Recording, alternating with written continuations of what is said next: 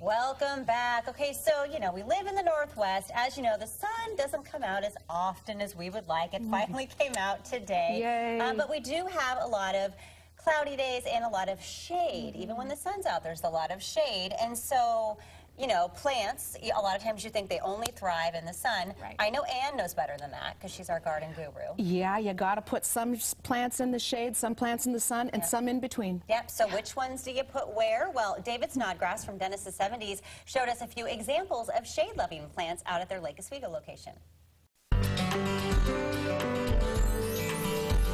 A lot of people think of putting their plants in the sun, but there are some that actually thrive in the shade. Joining me right now, David Snodgrass with Dennis's 70s. We're at your Lake Oswego location, and there are a lot of plants that do very well in the shade. But you got to know which ones.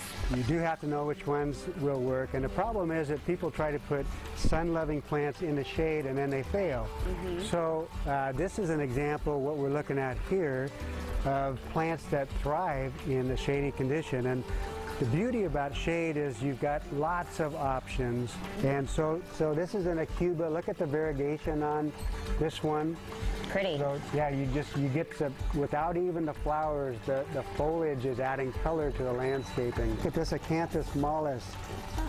That's real different looking. Yeah, variegation. It's going to get about 3 to 4 feet tall. Yeah. Real big leaves, and then it's going to have spikes of blooms. Oh, nice. Come up. This one is a painted fern. Look at the color of that fern. It's exotic. Yeah, it looks kind of like spray painted or something. Yeah, I can see where the name comes from. Doesn't look real, but it is, and it's a great one to have in the landscaping. Some of the grasses to contrast textures. This is a chorus, Ogon, a gold-colored grass, stays real low, loves the shade, gives you that bright yellow foliage. The hostas, there's lots of varieties of hostas, and they all love the shade. When you're designing for a shade area, design for the foliage first and then add flowers. There's blooming plants like this bleeding heart.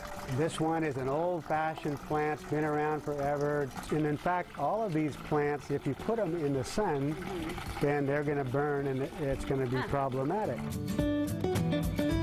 Yeah, there's ground cover. This is Vinca minor, periwinkle, and this gets about maybe 12 inches tall at the most. Real pretty flower and does well in even dark shade or filtered shade. This is the hardy fuchsias. The hardy fuchsias do great in a low light situation.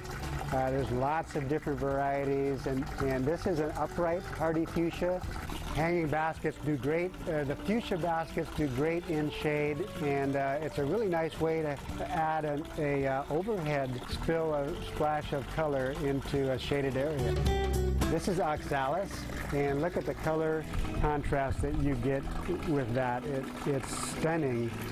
And next to that is impatiens, and of course when you go to plant your bedding plants, impatiens love the shade. They do so well in the shade. They're non-stop bloomers until you get a deep frost. Hydrangeas, that's the old-fashioned one, loves the shade, and you get great big blooms. There's a lot of choices with hydrangeas.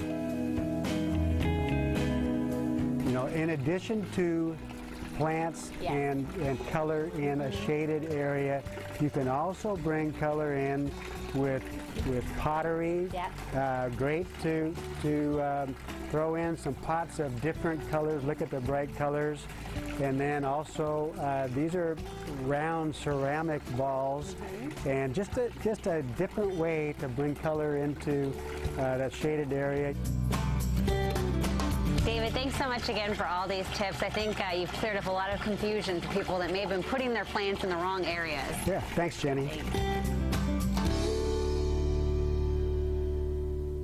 And once again, thank you to Dennis's 70s for sponsoring today's gardening segment. You can find one of their locations online. You can go to dennis70s.com or call them 503-777-7777. Very easy. That's very clever. Jake, yeah. what's coming up next?